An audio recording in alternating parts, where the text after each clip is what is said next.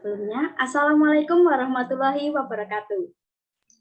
Waalaikumsalam warahmatullahi wabarakatuh.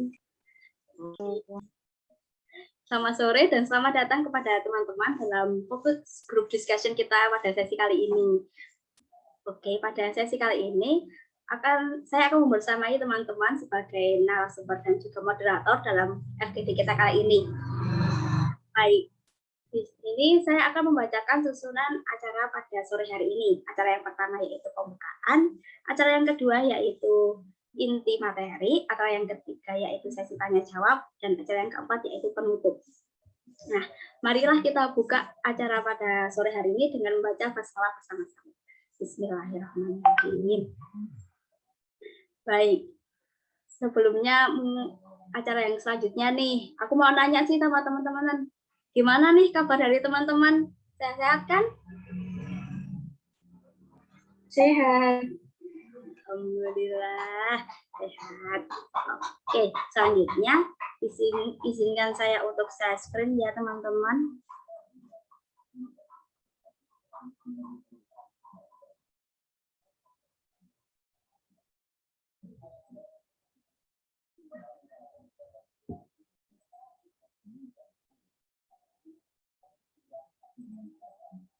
Nah, apakah sudah terlihat? Sudah. Oke. Nah, berbicara itu kan saya akan menjelaskan mengenai potensi diri ya. Nah, baik, perkenalkan saya Isnanul Afifah. Di sini akan membersamai teman-teman. Oke, di sini saya akan menjelaskan mengenai potensi diri. Nah, tiap manusia itu kan pasti memiliki kemampuan dan potensi dalam dirinya, sebagaimana yang telah dijelaskan dalam Quran Surat At-Tin ayat 4. Yang artinya, sesungguhnya kami telah menciptakan manusia dalam bentuk yang sebaik-baiknya. Namun, dalam pengembangan potensi diri itu belum tentu secara otomatis tampak dalam setiap individu. Nah, setiap individu itu perlu berusaha untuk membangun potensi diri secara bertahap sesuai dengan karakter agar tujuan hidupnya itu dapat tercapai. Nah, konsep yang saya akan jelaskan pada sore hari ini yaitu yang pertama mengenai pengertian potensi diri, yang kedua mengenai potensi manusia menurut Al-Quran, dan yang ketiga yaitu pengembangan potensi diri dari perspektif Islam. Oke, selanjutnya yaitu mengenai pengertian potensi diri. Nah, dalam pengertian potensi diri itu kan definisi yang paling sederhana itu kemampuan dan kapasitas individu yang masih tersimpan dalam diri. Dengan kata lain itu masih mengendap dan belum diaktualisasikan melalui perilaku, perbuatan, dan aksi. Nah, kemampuan dan kapasitas ini tuh bisa di bidang apa saja dan berupa apa saja. Nah, terlepas dari positif ataupun negatif, potensi itu tetaplah potensi. Keulatan, kerja keras, keuntungan, dan bakat jika punya, pasti itu akan menentukan seberapa jauh potensi dapat diaktualisasikan. Nah, menurut KBBI, potensi diri itu kan kemampuan dan kualitas yang dimiliki seseorang namun belum dipergunakan secara maksimal. Selanjutnya yaitu potensi manusia menurut Al-Quran. Nah, jika kita mau merenung, sebenarnya tuh ketika kita diciptakan, Allah pasti tidak akan membiarkan hambanya hidup dalam kesengsaraan dan penderitaan. Maka dari itu, Allah tuh membekali manusia dengan segenap potensi yang ada dalam dirinya. Nah, potensi itu meliputi potensi jasmani atau fisik, ruhani atau spiritual, dan akal atau mind. Nah, ketiga potensi ini akan memberikan kemampuan kepada manusia untuk menentukan dan memilih jalan hidupnya sendiri. Manusia itu diberikan kebebasan untuk menentukan takdirnya. Semua itu tergantung dari bagaimana mereka memanfaatkan potensi yang melekat dalam dirinya. Nah, ketika potensi tersebut itu saling menunjang dan saling melengkapi. Tetapi dari ketiga komponen itu, potensi spiritual dan akal memegang peranan penting dalam menentukan kesuksesan seorang dalam kehidupannya. Nah, sebab dari kedua potensi itulah manusia itu akan tahu kemana akan melangkah, apa yang diinginkan, dan apa yang harus dilakukan. Nah, potensi fisik itu hanya menunjang kedua potensi tersebut agar lebih sempurna, walaupun peranannya itu juga tidak dapat disepelekan. Oke, selanjutnya yaitu pengembangan potensi diri dalam perspektif Islam. Nah, setiap individu itu perlu berusaha untuk membangun potensi diri secara bertahap sesuai dengan karakter agar tujuan hidupnya itu dapat tercapai. Nah, satu di antara strategi yang dapat dilakukan untuk mengembangkan potensi diri adalah membangun visi hidup. Nah, menurut saya tahun 1990, visi personal itu datang dari dalam diri seseorang. Beberapa orang tuh mungkin memiliki tujuan hidup, tetapi tidak ada visi dalam tujuan hidup tersebut. Mereka tuh hanya fokus pada keinginan agar masalah dalam dunia ini segera terselesaikan. Misalnya, kita tuh ingin lingkungan bersih, kita ingin tingkat kriminalitas menurun, atau kita tuh ingin sistem pendidikan membaik. Tetapi mereka tuh hanya tidak fokus ke cara untuk mencapai tujuan tersebut. Mereka tuh hanya fokus kepada menghilangkan masalah, bukan menyelesaikan masalah. Nah, perkembangan visi sejak awal tuh dapat membantu kita untuk berkomitmen pada usaha yang akan dilakukan untuk mencapai tujuan. Nah, dampak positif dari memiliki visi itu, seorang individu memiliki semangat untuk tidak mudah menyerah.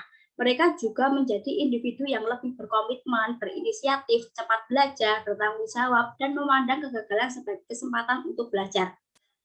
Nah, membangun visi personal tuh memang tidak mudah ya tadi ya. Terus cara untuk terdapat beberapa faktor yang menentukan keberhasilan seseorang dalam mengembangkan diri, yaitu rasa percaya diri, literasi terkait tujuan yang akan dicapai, dukungan keluarga dan lingkungan, akses yang luas untuk mencari informasi, keterampilan untuk mengatur strategi, dan bekerja sama dalam tim. Deretan faktor ini itu menunjukkan bahwa proses pengembangan potensi diri itu merupakan sebuah proses yang panjang. Nah, visi itu merupakan langkah awalnya saja nih. Namun, di balik visi hidup terdapat serangkaian proses lagi yang akan kita jalani.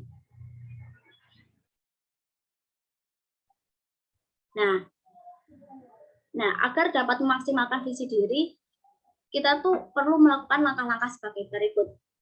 Yang pertama, awali langkah kita dengan proses refleksi diri.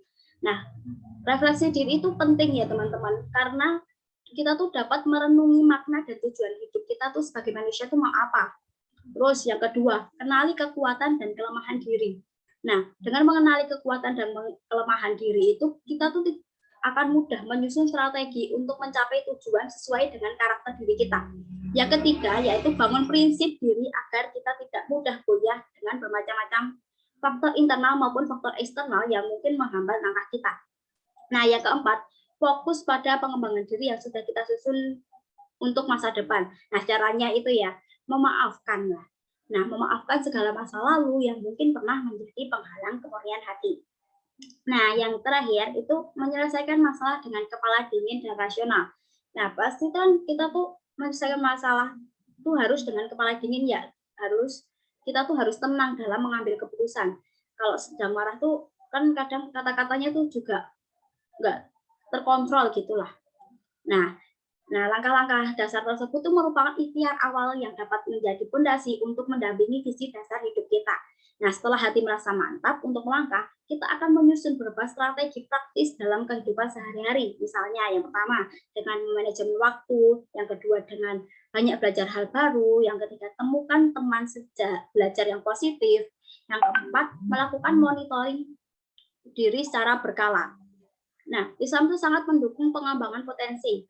Seperti yang dijelaskan dalam Quran Surat Yusuf ayat 87, yang artinya, hai anak-anakku, pergilah kamu, maka carilah berita tentang Yusuf dan saudaranya, dan jangan kamu berputus asa dari rahmat Allah. Sesungguhnya tiada berputus asa dari rahmat Allah, melainkan kaum yang kafir. Nah, kesempatan mengembangkan diri itu merupakan salah satu rahmat, sehingga manusia itu harus selalu semangat dalam meningkatkan potensi dirinya dalam berbagai aspek. Nah, segala ujian dalam hidup itu adalah hal yang wajar ya teman-teman. Namun, kita tuh jangan bersedih dan harus tetap melangkah seperti yang disebutkan dalam Quran Surat Al-Imran ayat 139. Yang artinya, janganlah kamu bersikap lemah dan janganlah pula kamu bersedih hati. Padahal kamulah orang-orang yang paling tinggi derajatnya jika kamu orang yang beriman. Baik, sekian materi yang dapat saya sampaikan. Oke, sesi selanjutnya yaitu sesi tanya-jawab. Nah, dari teman-teman, apakah ada yang ingin ditanyakan? Saya izin bertanya. Silahkan. Tolong dijelaskan ya Mbak Isna, dari mana sih datangnya potensi diri itu? Tuh, terima kasih. Baik, terima kasih atas pertanyaannya. Nah, dari mana datangnya potensi diri ya?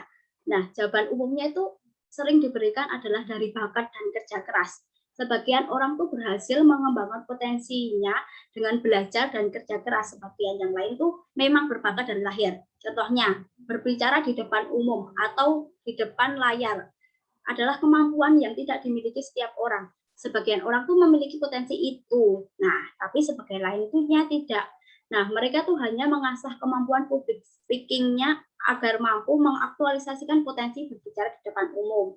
Seperti itu, Mbak Nisa. Apakah sudah jelas?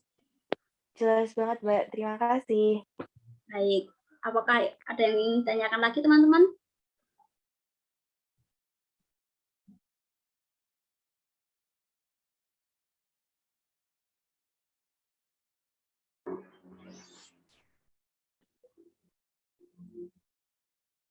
Baik, selanjutnya yaitu mengenai kesimpulan ya. Kesimpulan pada FGD kali ini dapat ditarik kesimpulan bahwa potensi-potensi tersebut itu pada dasarnya itu masih merupakan kemampuan yang belum terwujud secara optimal.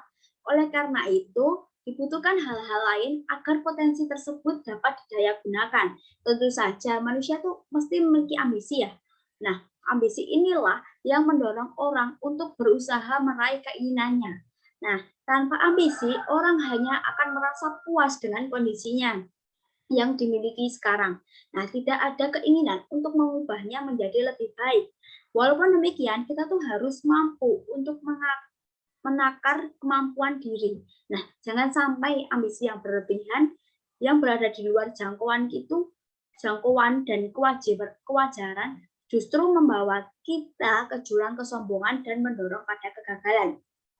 Nah, harus kita sadari bahwa potensi yang dimiliki manusia semuanya itu ada batasnya. Jika Allah menghendaki, pasti semua itu dapat berubah sesuai dengan kehendaknya. Kewajiban manusia yang pokok ialah senantiasa mendekatkan diri kepada Allah Subhanahu wa Ta'ala dalam segala aspek kegiatannya. Nah, percayalah bahwa Allah itu mengetahui apa yang terbaik bagi kita. Tugas kita adalah terus berusaha dan tidak berhenti berjuang. Apapun hasil dari usaha kita, itulah yang terbaik bagi kita. Nah, selama kita selalu berusaha, berdoa, dan bertawakal, Allah pasti akan selalu memberikan jalan keluar dari setiap masalah yang kita jalani. Bismillah ya, mari kita luruskan niat, bangun visi hidup, susun langkah strategis untuk mencapai potensi diri yang maksimal.